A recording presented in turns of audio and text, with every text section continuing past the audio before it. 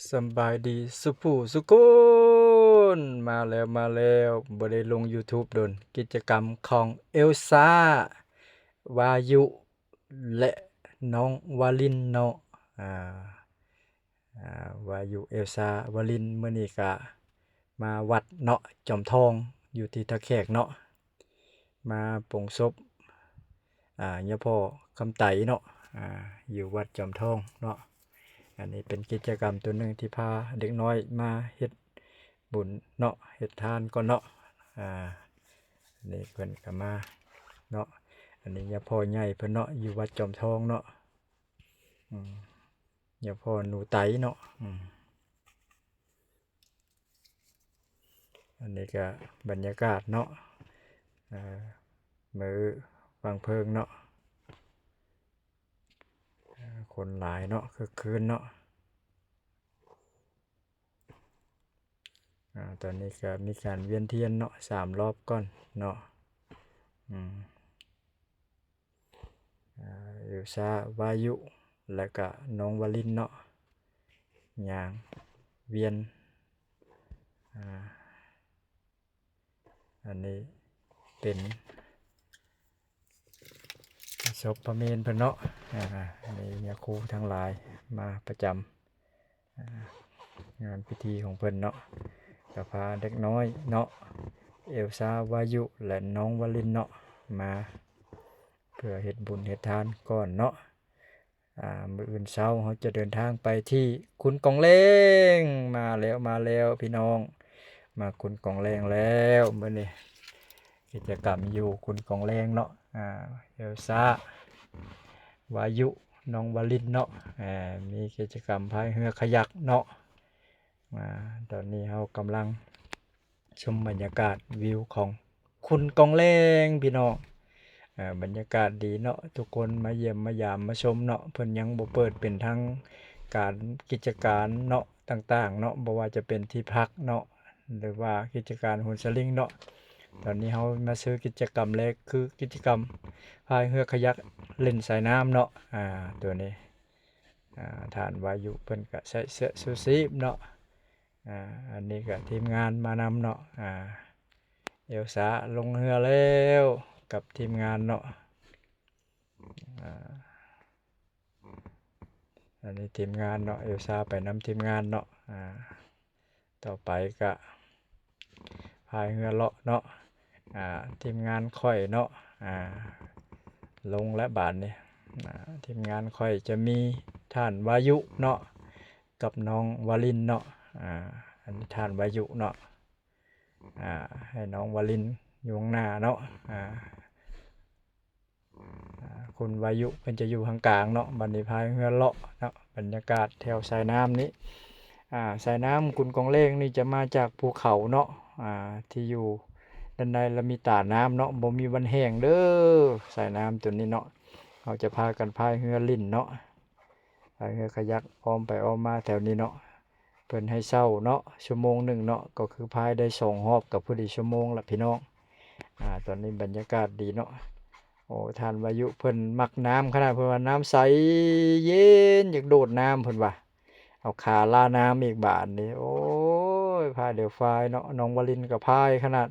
ข่อยก็บ่ได้พายเด้อว่ะให้น้องวลินเพิ่นพายผู้เดียวซะข่อยเมื่อยให้น้องวลินพาย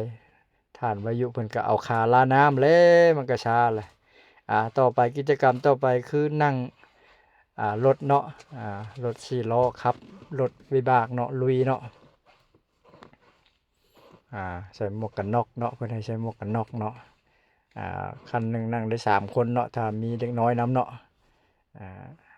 ข้อยจะเป็นคนขับเนาะฐานวายุจะอยู่ข้างหน้าอันนี้เอลซ่าจะไปนำทีมงานเนาะส่วนค่อยอันนี้เอลซ่าจะไปกับทีมงานเนาะส่วนค่อยจะไปกับท่านวายุแล้วก็น้องวลินเนาะในการขับรถซิ่งขนาดพี่น้องขับม่วนเด้อพี่น้องรถมีหวาดเสียวเนาะลงสายน้ำน้อยหนึ่งเนาะจัดไปพี่น้องอ่า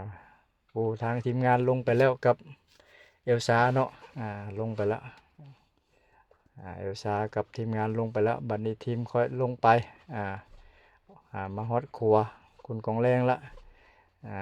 วายุท่านวายุบ่เคยย้านน้องวลินก็ย้านตกรถขนาดกอดไว้ขนาดเพิ่นว่าจัดซิงต่อบาดนี้ซิงอีกรอบหนึงเพิ่นว่าจัดไปหลังจากซิงแล้วก็ส่งรถเนาะขึ้นรถต่อบาดนี้เนาะไปต่อออกจากขุดของเลงเนาะใส่แต่กิจสองกิจกรรมเนาะเพิ่นจะมีกิจกรรมลอยน้ำเนาะตั้งแต่วันที่1พุ่นออกจากนี้ก็ไปตาดวังน้ำเยี่ยมเนาะไปเล่นน้ำเนาะไปเล่นน้ำกินข้าวอยู่ตาดวังน้ำเยี่ยมเนาะน้องวาลินท่านวายุและเอลซ่าเนาะแล้วก็ทีมงานเนาะมากินข้าวอยู่ตาดวังน้ำเยี่ยมเนาะให้เด็กน้อยเล่นน้ำเนาะเอลซ่ากับวายุเนาะต่อไปเฮาก็ออกจากตาดวังน้ำเยี่ยมเนาะเฮากลับรถไปเนาะไปตาดวังน้ำเยี่ยมก่อนไปตาดวังน้ำเยี่ยมแล้วก็ต่อไปก็ไปภูผาม่านเด้อพี่น้องเดอะล็อกวิวพอยต์จุดต่อไปพี่น้องกิจกรรมโหนสลิงไปเลยมาซื้อกิจกรรมโหนสลิงอยู่ภูผาม่านเนาะ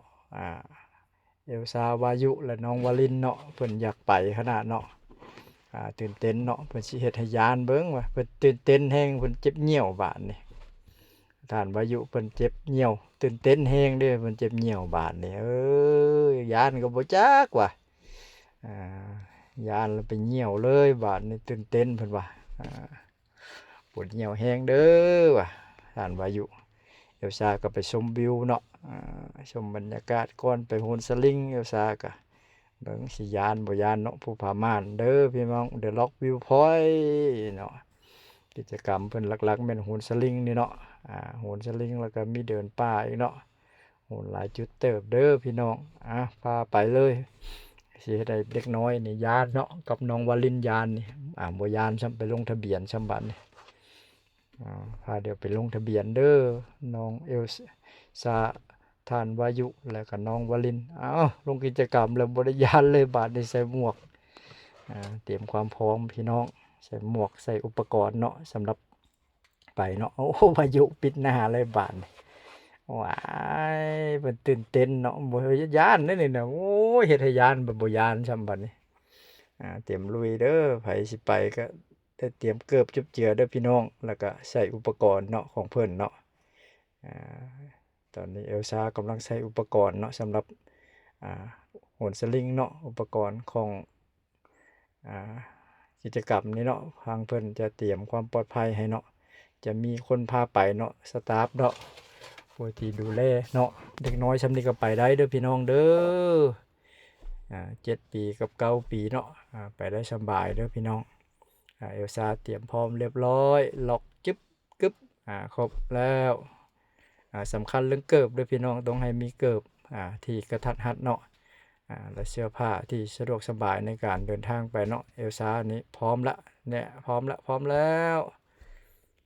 ต่อไปท่านวายุเนาะท่านวายุนี่จะอยากอย่างหนึ่งเด้อพร้อมแล้วบ่นี่ล็อกละล็อกหมัดไปน้ำเสาเลยนะน้องบาลินเนาะเพิ่นก็ไปนำเนาะเพิ่นว่าเพิ่นอยากลองเบิ่งเพิ่นว่าเตรียมพร้อมเรียบร้อยใส่ชุดอุปกรณ์เรียบร้อยแล้วเอลซ่าวายุน้องวลินเนาะถ่ายรูปเก็บบรรยากาศเป็นที่ระลึกน้อยหนึ่งเนาะภูผาม่านเดอะล็อกวิวพอยต์นี่เพิ่นสิโหนสลิงและบาดนี่ก่อนโหนก็ต้องมีการถ่ายรูปถ่ายห้อยแล้วก็พนักงานเพิ่นจะสอนเนาะพร้อมเบิดแหละทุกคนพร้อมละเตรียมเสื้อผ้าเรียบร้อยอันนี้พนักงานเพิ่นจะสอนเกี่ยวกับการใช้อุปกรณ์ต่างๆเนาะแล้วก็จุดต่างๆที่ควรใช้อุปกรณ์แนวใดเนาะมีการโหนแนวใดจับแนวใดเนาะปีกแนวใดเนาะพนักงานเพิ่นใจดีเนาะดูแลเด็กน้อยดีเนาะเพิ่นก็ฟังโดยความเข้าใจค่ะได้เอลซ่าวายุแล้วก็น้องวลินเนาะ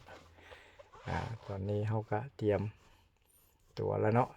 ทุกคนเข้าใจเบิดละตอนนี้ตั้งใจขนาดเด้อพี่น้องโอ้คิวตุนยุ่งเนาะน้องวลินเนาะเอลซ่าอีกโอ้โหทานวายุนี่ถามขนาดทานวายุนะเอ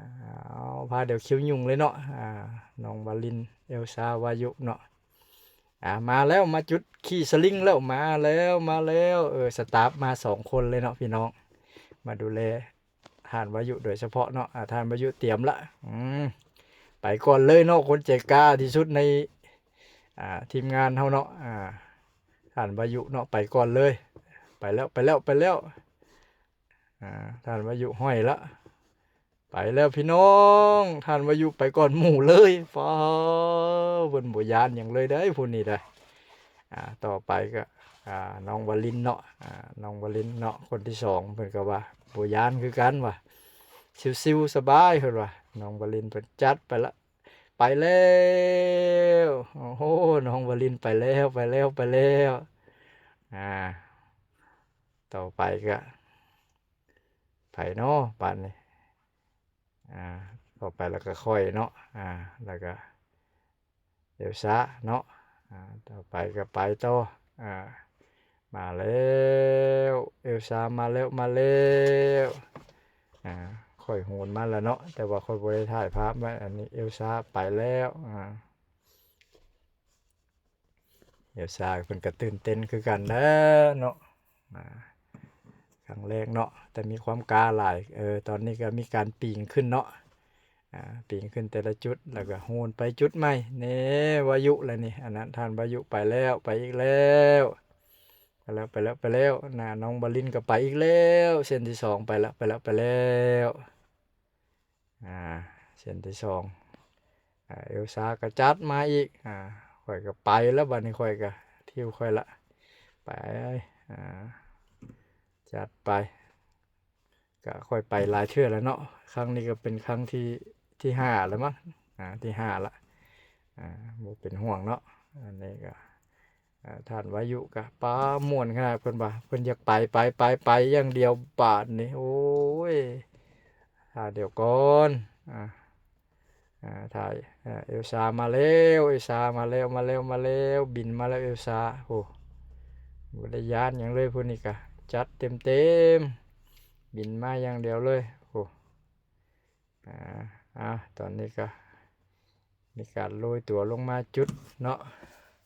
จุดใหม่เตรียมโหนต่อบาดนี่วายุเตรียมไปต่ออีกแล้วพร้อมแล้ววายุกำลังสิไปละจุดไปแล้ววายุไปแล้ววายุนี่บ่เคยย้านหยังน้องวลินไปอีกแล้วน้องวลินก็น้องวลินก็ใจกล้าขนาดเด้อเนาะต่อไปก็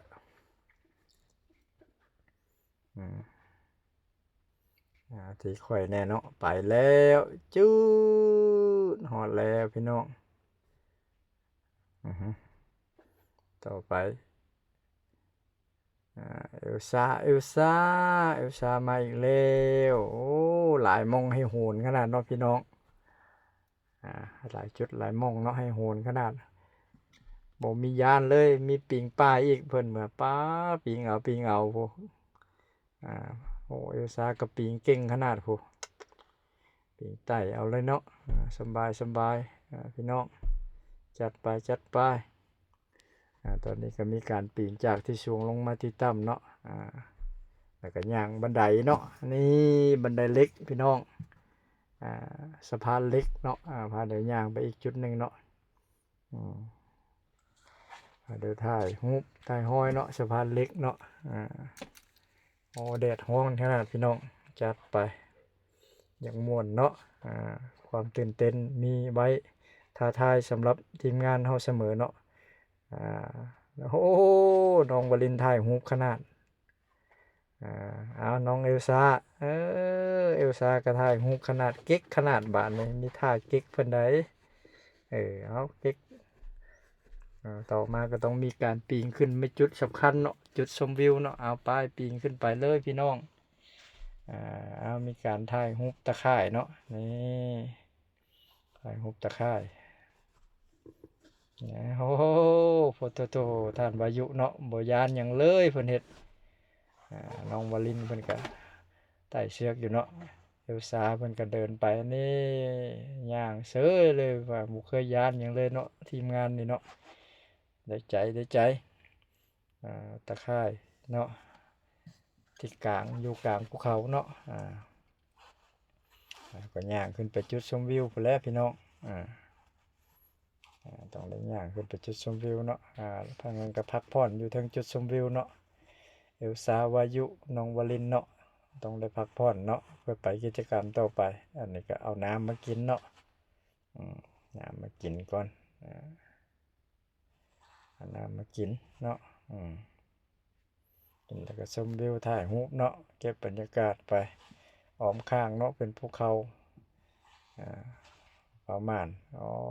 น้องวลินเอลซ่าวายุโอ้ส่องเบิ่งอีกจัดไปต่อไปอีกไปแล้วท่านวายุไปแล้วท่านวายุเนาะโหนไปเลยยาวไปผู้ท่านวายุไปแล้วก็น้องวลินตามไปแล้วน้องวลินก็จุดบ่ยานเลยได้น้องวลินเพิ่นก็เอาไปจัดไปน้องวลินเฮ็ดแล้วผู้ไปฮอดผู้ละจัดไปต่อเลยพี่น้องค่อยก็ไปต่อแล้วบาดนี้จุดชมวิวไปหาจุดใหม่เนาะโหนไปเรื่อยๆเนาะพี่น้องหลายจุดให้โหนม่วนขนาดพี่น้องวิวสวยงามขนาดพี่น้องโอ้มีแต่หม่องงามๆเด้อพี่น้องโอ้เดินป่าเด้อบัดนี้เดินป่า300 เมตรเพื่อไปปีนโหนสลิงต่อท่านวายุเพิ่นก็ได้บรรยายเรื่องช้างป่าบ่เสือสิงกระทิงแลบเนาะต่อมาก็ฮะเอลซ่าเนาะเอลซ่ามาแล้วอันนี้บ่เคยย้านอันนี้ก็เอลซ่าเนาะไปเอลซ่ามาจุดนี่แหละเนาะไปต่อบาดนี้ย่างป่าเนาะพี่น้องย่างป่า300 เมตรเนาะเพื่อไปจุดโหนสลิงต่อไปเนาะบรรยากาศดีขนาดเด้อพี่น้องเหมาะแก่การมานี่มาฮอดแล้วจุดที่จะย่างไปจุดสลิงเนาะ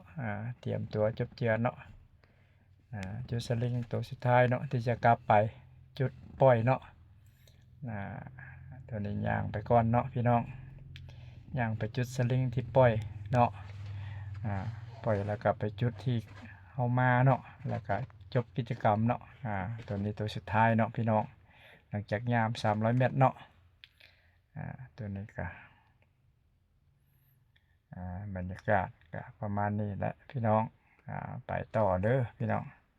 กำลังไปจุดต่อไปพี่น้องตอนนี้กำลังขึ้น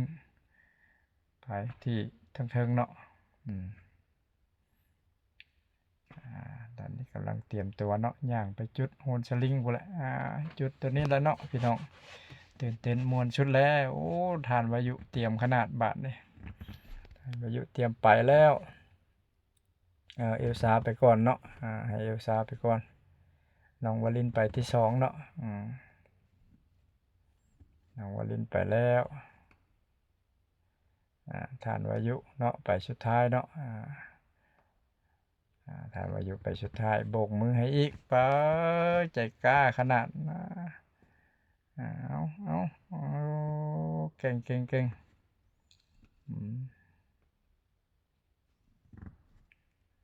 ส้นสุดท้ายแหละพี่น้องแน่ทานวายุเพิ่นต่อมาก็มามองจุดกิจกรรมเนาะทอดสุดอะไรอย่างก็จบเนาะพี่น้อง